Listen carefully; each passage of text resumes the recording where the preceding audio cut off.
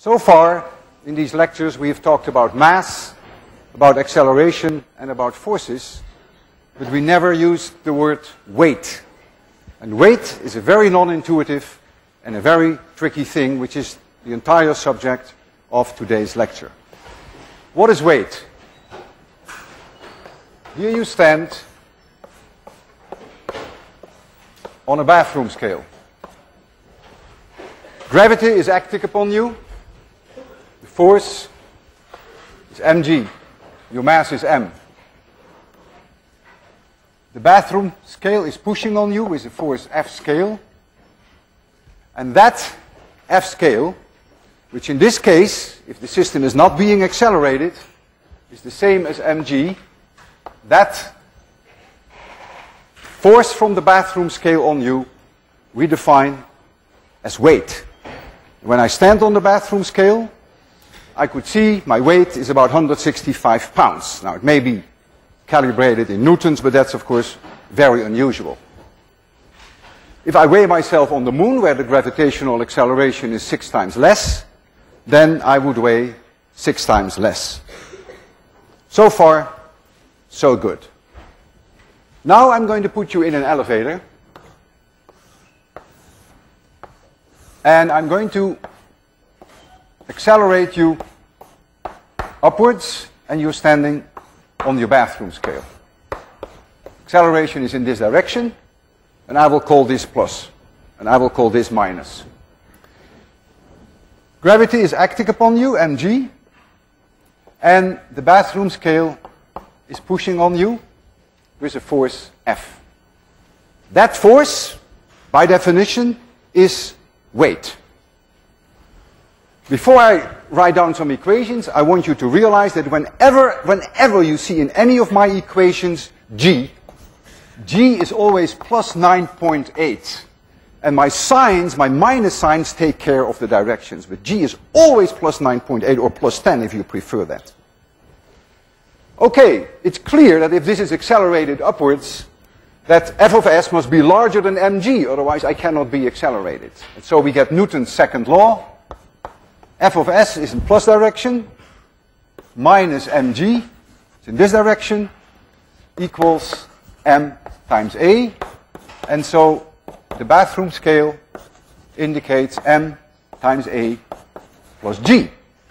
And I have gained weight. If this acceleration is 5 meters per second square in this direction, I am 1.5 times my normal weight. If I look on the bathroom scale, that's what I see.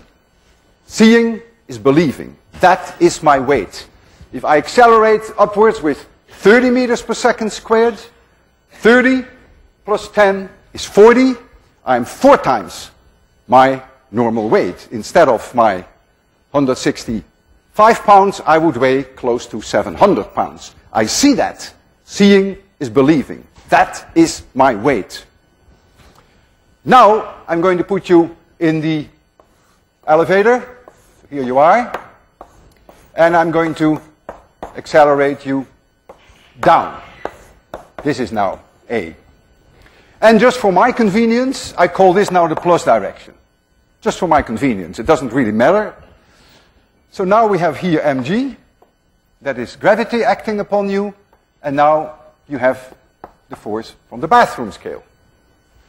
Clearly, mg must be larger than fc, f of s, otherwise you couldn't go being accelerated downwards. So if now we write down Newton's second law, then we get mg minus f of s must be m times a. This holds for acceleration down, and so I get f of s equals m times g minus a.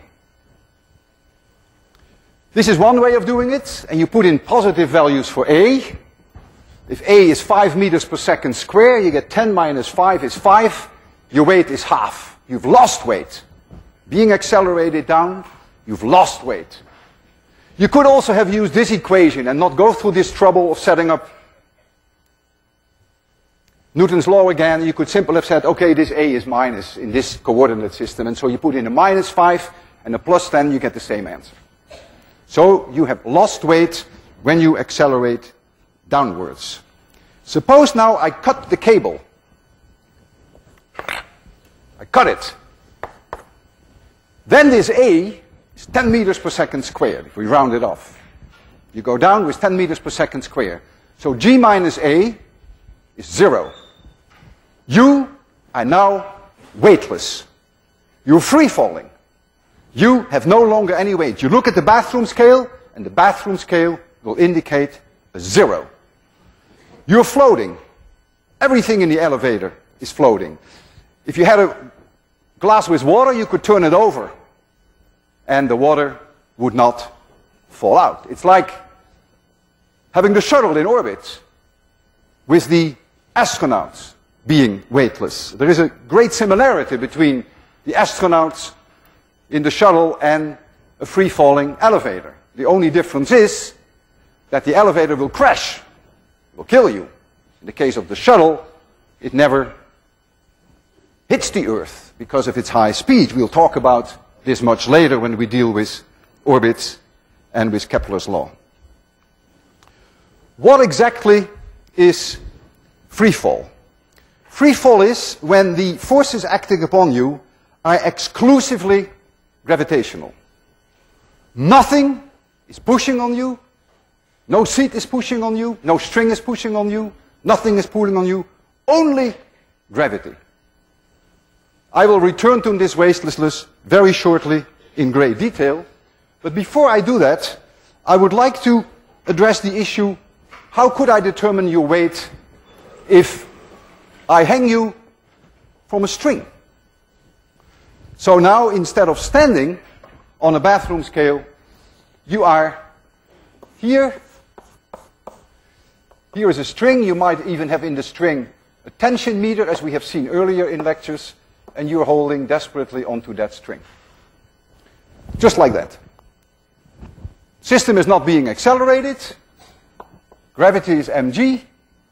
And so there must be a tension in this string T, which is pulling you up, which, if there is no acceleration, must be mg.